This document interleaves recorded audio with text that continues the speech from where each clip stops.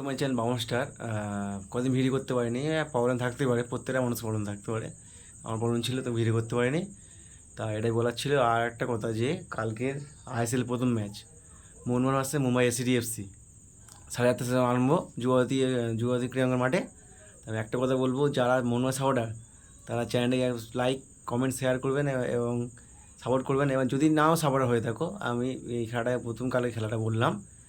আমরা জানি যে আপনারা আমাদেরকে ভুলে যাচ্ছেন না, মনে আছে। তা আপনারা একটু একটু ভিউজটা বাড়াবেন। কেন হচ্ছে একটু কমে যাচ্ছে ভিউজটা, আমাদের চ্যানেলে সাবস্ক্রাইব কমে যাচ্ছে।